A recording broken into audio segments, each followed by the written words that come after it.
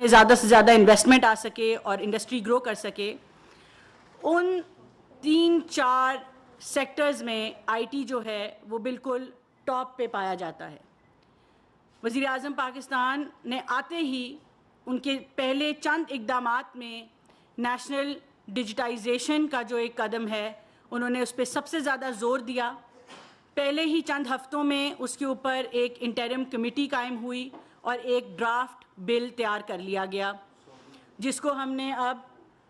Law ministry میں بھیجا ہوا ہے اور انشاءاللہ ہماری کوشش ہے کہ ہم جلد ایک نیشنل ڈیجیٹل کمیشن کا قیام کریں گے جس کو وزیر اعظم صاحب خود چیئر کریں گے تاکہ جو پاکستان کے اندر چاہے وہ اکانومی ہے, گورننس ہے, سوسائٹی ہے, اس کی ڈیجیٹائزیشن کی طرف ہم جا سکیں. جب ہم ڈیجیٹل اکانومی کی بات کرتے ہیں تو ڈیجیٹل پیمنٹس ہیں, FBR کی ڈیجیٹائزیشن ہے اور اس سے منسلک چاہے وہ پاکستان کی حکومت کی ریونیو کلیکشن ہے, ٹیکس کلیکشن ہے, ٹرانسپیرنسی ہے, ایفیشنسی ہے اور عام عوام کو جو ایک آسانی میسر ہوتی ہے ڈیجیٹل پیمنٹس کے ذریعے وہ آپ سب تک پہنچانا ہے. اسی طرح گورنمنٹ کی ڈیجیٹائزیشن کی اگر ہم بات کریں تو آپس میں جو انٹر منسٹیریل جتنی بھی بات چیت ہوتی ہے, حکومت پاکستان کو ہماری کوشش ہے کہ ہم جلد سے جلد پیپر لیس کریں. اس سے بھی حکومت کے کاموں میں بہت زیادہ ٹرانسپیرنسی آئے گی, شفافیت آئے گی, ایفیشنسی آئے گی اور جو ایک عام مسئلہ سمجھا جاتا ہے فائلیں موو کرنے کا, وہ تمام چیزیں جب ڈیجیٹائز ہو جائیں گی تو ہمیں وہ باٹل نیک سمجھ آ جائیں گے کہاں کہاں پہ جو ہے وہ حکومتی کام میں جو ہے وہ مشکلات پیدا ہوتی ہیں اور ڈیلیز آتے ہیں. تو یہ تو ایک پہلا قدم تھا جو وزیر اعظم صاحب نے اٹھایا اور میرے خیال سے کہ اگر ہم یہ ڈیجیٹل سٹیک پاکستان سٹیک بنا پائیں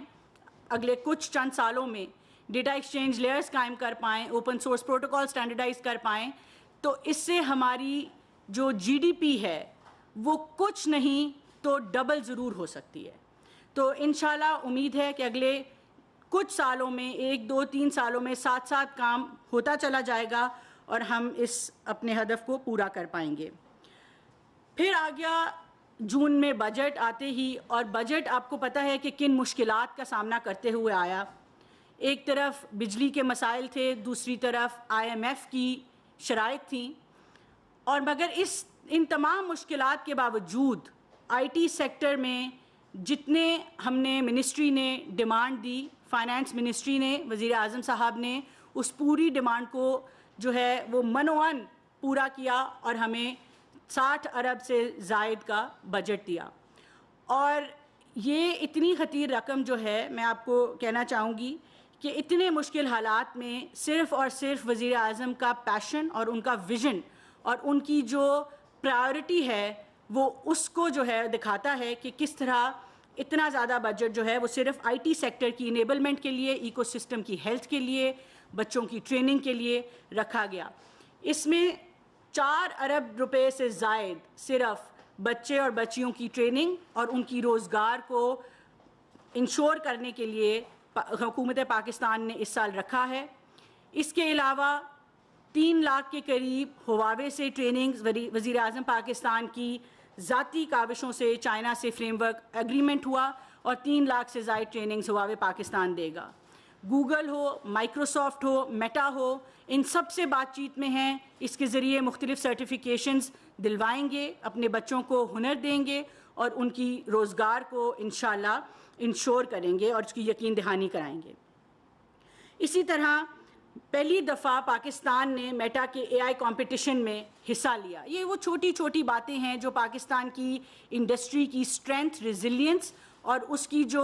میں کہوں گی کہ ہمارے جو بچوں کی بچیوں کی محنت ہے اس پہ روشنی ڈالتی ہیں. تو پاکستان کی تاریخ میں پہلی دفعہ AI جو میٹا کا گلوبل AI کمپٹیشن ہوتا ہے اس میں پاکستان نے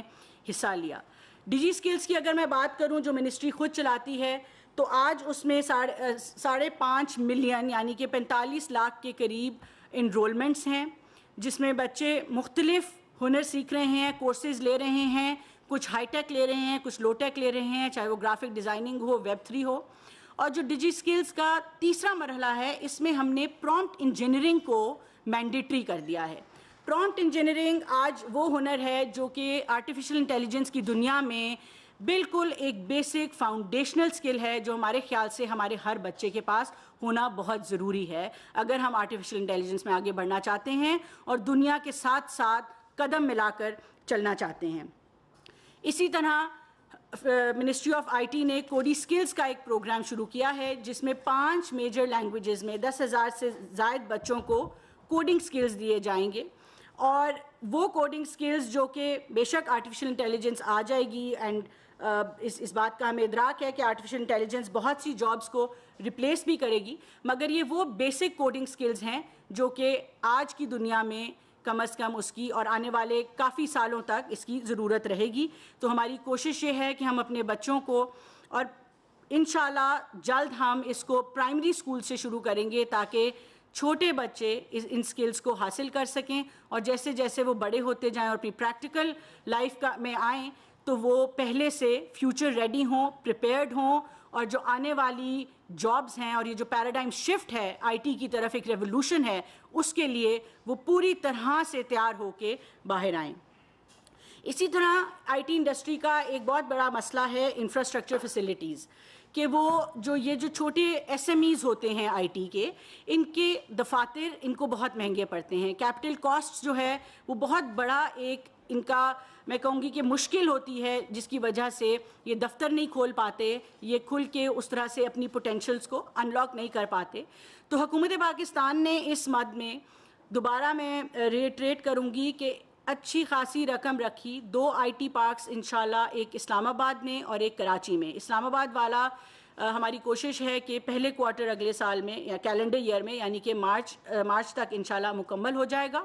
اور اسی طرح سے کراچی والا شروع ہو جائے گا, اور یہ ہمارے کورین بھائیوں کی مدد سے ہم بنا رہے ہیں. اس کے ذریعے ہم تقریباً ہماری کوشش ہے کہ صرف اسلام آباد آئی ٹی پارک 10,000 سے زائد امپلائمنٹ جنریٹ کرے گا, روزگار اس کے ذریعے لوگوں کو ملیں گی,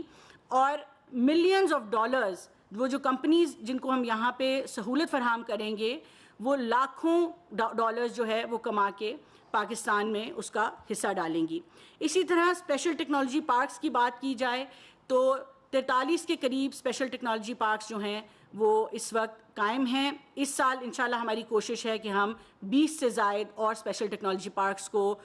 فروغ دیں. اس میں ہوتا یہ ہے کہ ہم برک اینڈ مارٹر میں نہیں جاتے, کنسٹرکشن میں نہیں جاتے. اگر کسی کی ایک بلڈنگ ہے جس کو وہ ٹیکنالوجی پارک کے لیے استعمال کرنا چاہتے ہیں تو ہم ان کو مدد ضرور فراہم کرتے ہیں تاکہ وہ زیادہ سے زیادہ جو انفراسٹرکچر ہے اس کو ہم آئی ٹی کی طرف لے کے آ سکیں.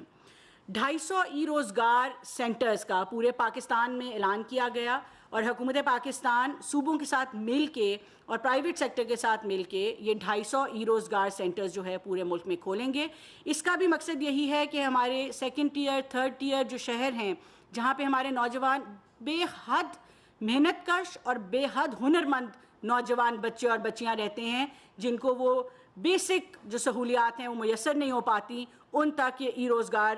سینٹرز جو ہیں وہ پہنچیں. اور یہ ای روزگار سینٹرز شہباز شریف صاحب نے 2011 میں پنجاب سے شروع کیے تھے, اور وہاں ہمیں اندازہ ہوا کہ ان کی کتنی افادیت ہے اور کس طرح بچوں نے ان ای روزگار سینٹرز میں آ کے فائدہ اٹھایا. وہاں پہ نہ صرف لوگوں نے اپنی روزگار کمائی اور کاروبار شروع کیے, بہت سے بچوں نے وہاں پڑھا بھی, اور اس کے ساتھ ساتھ ای لائبریریز بھی قائم کی گئیں. تو یہ سینٹرز جو ہیں یہ ان بچوں اور بچیوں کے لیے ہیں جو کہ بہت مہنگے دفاتر افورڈ نہیں کرتے, جن کو انہی روزگار سینٹرز میں انٹرنیٹ کی فیسلٹی مہیا ہوگی, دفتر کی فیسلٹی مہیا ہوگی. تو ہمیں امید ہے کہ زیادہ سے زیادہ بچے جو ہیں وہ آئی ٹی کے کاروبار کی طرف جو بڑھ رہے ہیں ان کو ہم فیسیلیٹیٹ کر پائیں گے. اس کے ساتھ ساتھ اسلام آباد میں ایک ٹیکنوپولس کا قیام کیا جا رہا ہے, بالکل ویسے ہی جیسے پنجاب میں Nawaz Sharif I T city کا قیام کیا جا رہا ہے. تو ہماری کوشش یہ ہے کہ جہاں جہاں ہم کر سکتے ہیں وہاں پہ ہم آئی ٹی سٹیز قائم کریں تاکہ آئی ٹی بزنسز کے جو کلسٹرز ہیں وہ ایک جگہ اکٹھے ہوں. وہیں پہ ایک ایکو سسٹم بنایا جائے جہاں پہ یونیورسٹیز بھی ہوں, انڈسٹری بھی ہو, وہاں پہ بچے بھی ہوں, یہاں پہ ہاسٹلز بنے, آ کے لوگ انڈسٹری آئی ٹی انڈسٹری جو ہے اس کے اندر کام کر سکیں. ہماری کوشش یہ ہے کہ وہاں پہ چاہے وہ ڈیٹا سینٹرز کی فیسلٹی ہے, اسٹیبل بجلی کی ہے, انٹرنیٹ کی ہے, اس کو یقین دہانی اس کی یقینی بنایا جائے گا. اور ان کلسٹرز کے ذریعے ہم نے دنیا میں دیکھا, ہم چین گئے, وہاں پہ ہم نے زی پارک کے نام سے ایک آئی ٹی پارک دیکھا, آئی ٹی سٹی دیکھی, تو اس